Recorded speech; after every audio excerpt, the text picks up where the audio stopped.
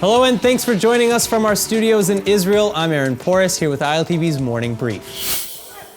A man has been moderately injured in a stabbing attack on Saturday near Kiryat Arba in the West Bank, or Judea and Samaria. The 22-year-old victim is reportedly in stable condition after having received medical treatment on the scene for a stab wound to his shoulder. The Palestinian youth believed to have attacked him has been taken in for questioning after the Israeli military captured him as he attempted to flee the scene of the attack.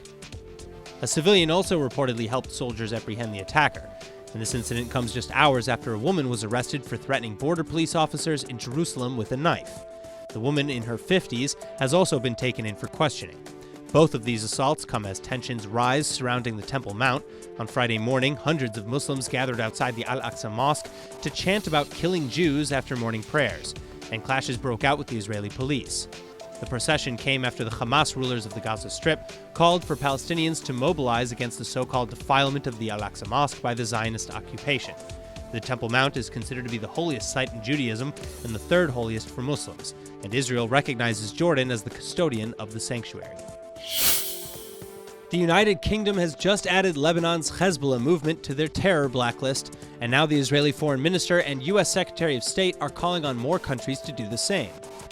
Now that Hezbollah's political wing has been blacklisted, they're subject to asset freezing by the British Finance Ministry, which means that any individual or institution in the UK with accounts or financial services connected to Hezbollah must suspend them or face prosecution. Israel is applauding the move, saying that it's an achievement for Israel in its struggles against Iran and its proxies in the region.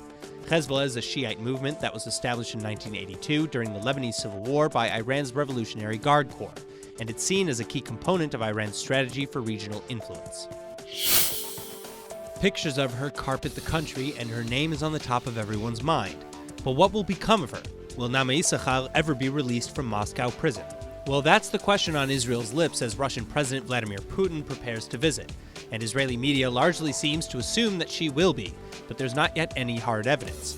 The 27-year-old has been sitting behind bars for nearly 10 months now after she was arrested on drug smuggling charges during a stopover in Russia's capital last year. Russian authorities argue that the Israeli American had a handful of cannabis in her checked luggage, and it's a claim that Issachar later denied outright.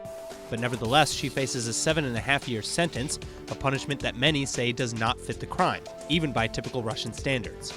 In fact, she's seen as a political pawn by many, as Issachar may have been held in an attempt to return a Russian hacker from Israel to Russia instead of him being extradited to the U.S. Also, last week Israel released 2 Syrian prisoners, which was seen as a courtesy to Russia.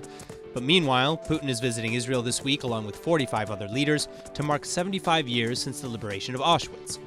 He arrives Thursday, and he's supposed to meet with Prime Minister Netanyahu and President Rivlin, and they're set to discuss pardoning Issachar as they did over the phone as well. שוחחתי אתמול שוב עם הנשיא פוטין בעניינה של נעמה. הרגשתי שיש לו נכונות אמיתית להגיע לפתרון. אני הרבה יותר אופטימי, אני לא יכול לפרט, אבל אנחנו נמשיך לעשות הכל כדי להביא את נעמה הביתה, ועד אז נמשיך לחזק את המשפחה שלה וגם אותה. Issachar's family, on the other hand, has been asked to refuse interviews and media attention in order not to interfere with Prime Minister Netanyahu's attempts to get Naama out of jail. That's all for now, but for more news from Israel, remember to like ILTV on Facebook and on Instagram, and to subscribe to us on YouTube. I'm Aaron Porras, and see you later with our main daily broadcast from Israel at 2 p.m. Eastern Time.